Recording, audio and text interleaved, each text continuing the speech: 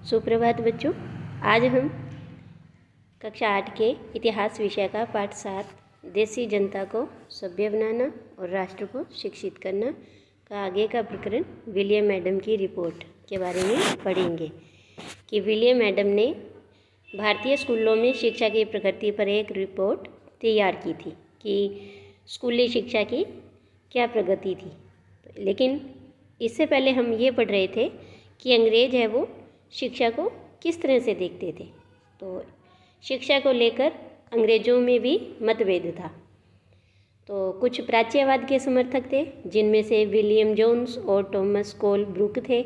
इनका ये मानना था कि अंग्रेज भारतीयों को पश्चिमी ज्ञान की बजाय भारतीय ज्ञान दें जिनसे वे पहले से ही परिचित हैं और उनका वो मान सम्मान भी करते हैं। तभी जो अंग्रेज है वो देसी जनता का दिल जीत सकती है और इसके लिए उन्होंने कई मदरसे और हिंदू कॉलेजों की स्थापना भी की। लेकिन दूसरी तरफ कुछ ऐसे भी अंग्रेज अधिकारी थे जो इन प्राच्यवाद के और प्राच्यवादियों के आलोचक थे और उनमें से प्रमुख थे जेम्स मिल और मैकाले। इनका ये मानना था कि पूर्वी समाज है जो वो त्रुटियों से भरा हुआ है और पूर्वी ज्ञान की कोई भी जो शाखा है वो इंग्लैंड की प्रगति के बराबर नहीं है। इनका ये मानना भी था कि शिक्षा से व्यवसाय में वृद्धि होगी और इसी तरह से 1854 में वुड का नीति पत्र भी जारी किया गया, जिसके बाद अंग्रेज़ों ने कई शिक्षा विभागों का गठन किया और इसके लिए उन्होंने कलकत्ता, मद्रास और मुंबई में कई विश्वविद्यालयों की स्थापना भी की। तो आज हम पढ़ेंगे कि फिर उस समय स्थानीय पाठशालाओं का क्या हुआ, यानी जब इतने बड़े बड़े कॉलेज और विश्वविद्यालय खोले गए तो इन छोटे छोटे स्कूलों का, स्थानीय पाठशालाओं का क्या हुआ।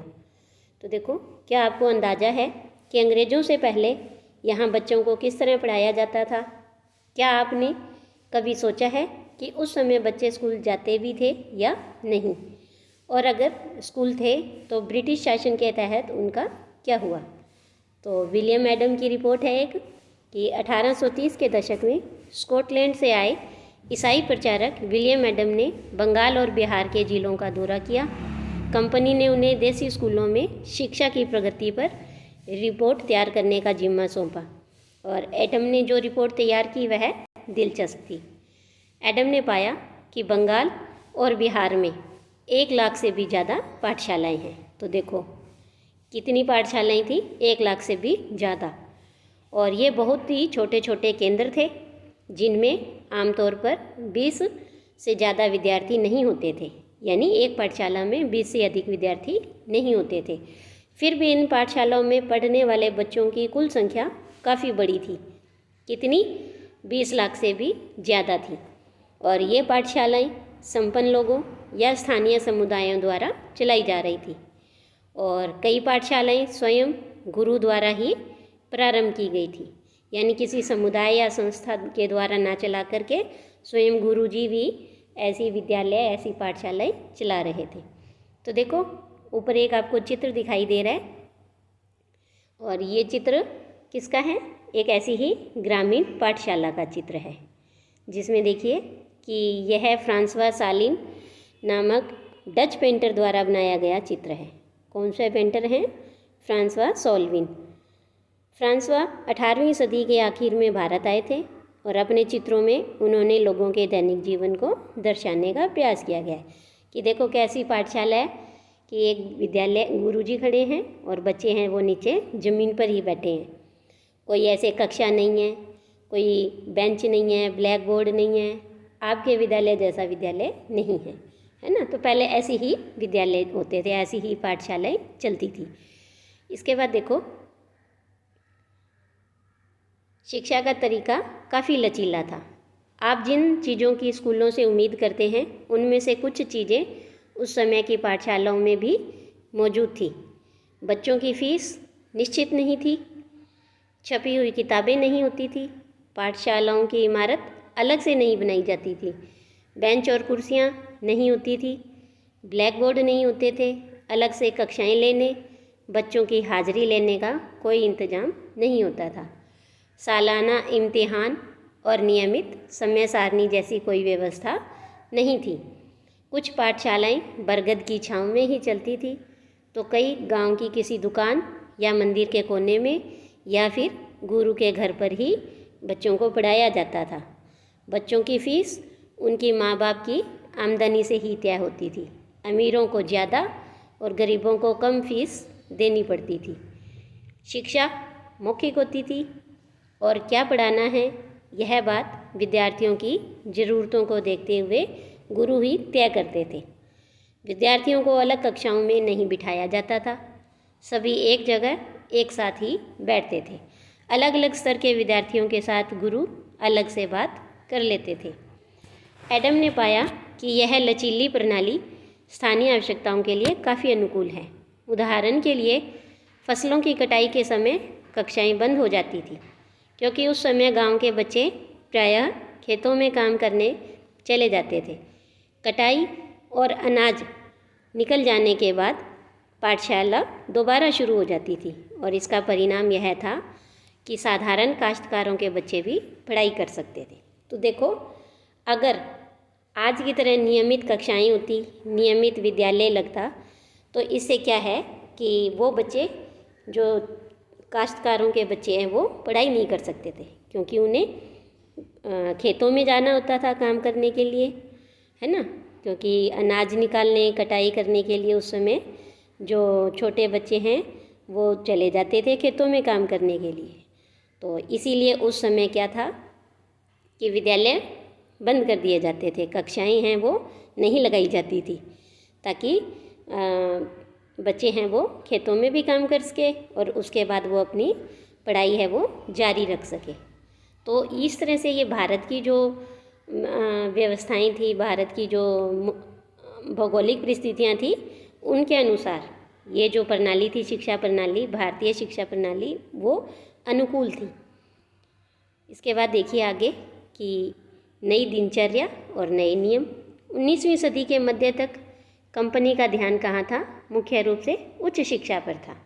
इसीलिए कंपनी ने इन स्थानीय पाठशालाओं के कामकाज में कभी ज़्यादा दखल नहीं दिया और 1854 के बाद कंपनी ने देसी शिक्षा व्यवस्था में सुधार लाने का फैसला लिया। कंपनी का मानना था कि इसके लिए मौजूद व्यवस्था के भीतर ही बदलाव किए जा सकते हैं। कंपनी एक नई दिनचर्या और नए नियम और नियमित निरीक्षणों के जरिए पाठशालाओं को और भी व्यवस्थित करना चाहती थी। तो इसके लिए क्या किया जा सकता था? कंपनी ने क्या कदम उठाए? सबसे पहले तो कंपनी ने बहुत सारे पंडितों को सरकारी नौकरी पर रख लिया। इनमें से प्रत्येक पंडित को 4-5 स्कूलों की देखरेख का जिम्मा सौंपा।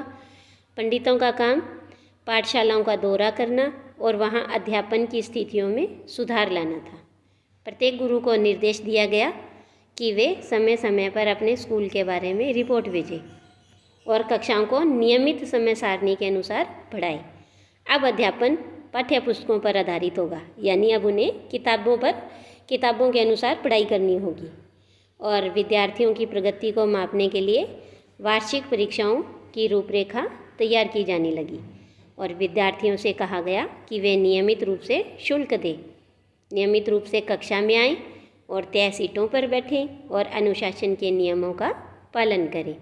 तो इस तरह से नई दिनचर्या और नए नियमों के तहत पाठ्य पुस्तकों पर आधारित शिक्षा शुरू की गई।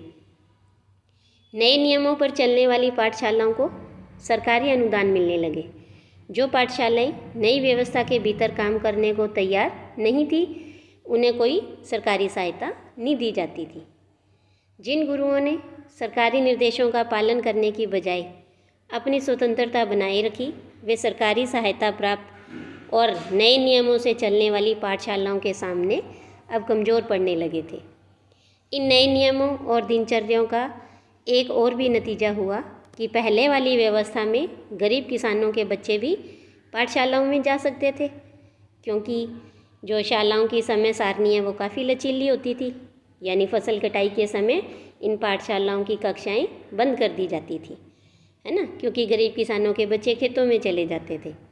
लेकिन नई व्यवस्था के अनुशासन की मांग ये थी कि बच्चे नियमित रूप से स्कूल आए, रोजाना स्कूल आए।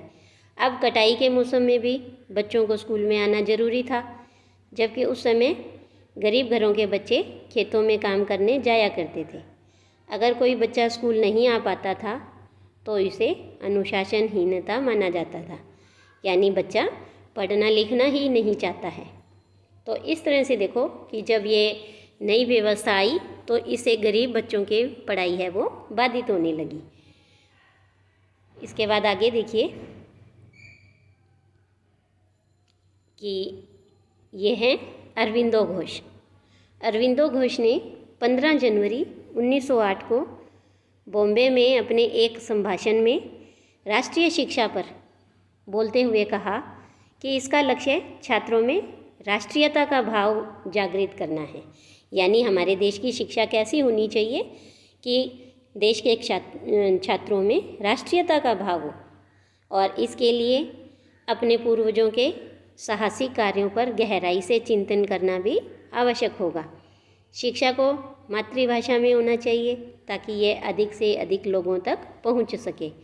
अरविंदो ने इस बात पर भी बल दिया कि यद्यपि छात्रों को अपने मूल के साथ जुड़े रहना चाहिए, यानी जो हमारी भारतीय संस्कृति है, परंपराएं हैं, हमारे जो पूर्वजों के साहसिक कार्य हैं, इन सब का भी हमें ज्ञान होना चाहिए। फिर भी उसके साथ साथ हमें आधुनिक वैज्ञानिक आविष्कारों और लोकप्रिय शासन व्यवस्था के संदर्भ में पश्चिमी देशों के अनुभव का भी लाभ उठाना चाहिए। इसके अतिरिक्त छात्रों को कोई हस्तकला भी सीखनी चाहिए ताकि वे स्कूल छोड़कर यथासंभव रोजगार पा सकें। तो इस तरह से देखो कि जब भारत के अंदर अंग्रेजी शिक्षा लागू की गई तो कुछ नए नियम, नई दिनचर्याएं बनाई गई, जिसके तहत जो गरीब किसानों के बच्चे हैं उनकी जो शिक्षा है, उनकी पढ़ाई है, वो भी प्रभावित हुई थी। तो इनको सब देखते हुए हमारे बहुत सारे ऐसे भारतीय थे जो इस पश्चिमी शिक्षा के विरुद्ध थे, और इनमें से कुछ प्रमुख थे जैसे महात्मा गांधी और गुरु रविंद्रनाथ टैगोर। इनका ये मानना था कि अंग्रेजी शिक्षा ने हमें गुलाम बना दिया है। उनकी अंग्रेजी शिक्षा है उसमें विष भरा हुआ है, ये पापपूर्ण है, और इस शिक्षा ने भारतीयों को गुलाम बना दिया है, दास बना दिया है, और इसने लोगों के ऊपर भी प्रभाव डाला है।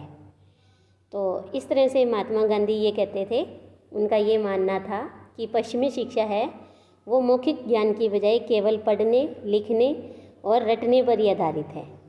तो उसमें सिर्फ किताबों पर जोर दिया जाता है, लेकिन जो हमारी भारतीय शिक्षा है उसमें जीवन के अनुभवों का और व्यवहारिक ज्ञान का ऊपर जोर दिया जाता है। तो इनका ये, हमारे भारतीयों का ये मानना था कि शिक्षा से व्यक्ति का दिमाग और आत्मा दोनों विकसित होती है। केवल साक्षरता यानी पढ़ना लिखना ही शिक्षा नहीं होती, हाथ से कुछ काम करना, हुनर सीखना, ये भी एक प्रकार की शिक्षा होती है। इससे हमारा मस्तिष्क और हमारे समझने की जो क्षमता है वो दोनों ही विकसित होंगे, और इस तरह से धीरे धीरे राष्ट्रीय शिक्षा की जो मांग है वो बढ़ने लगी कि हमारी राष्ट्रीय शिक्षा कैसी होनी चाहिए, उसकी प्रणाली कैसी हो, रूपरेखा उसकी कैसी होनी चाहिए।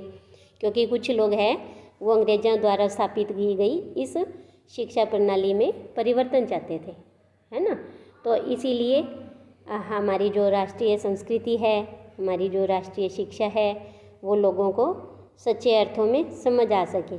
तो वो चाहते थे कि एक इस तरह से हमारे भारत की खुद की शिक्षा नीति तैयार की जाए।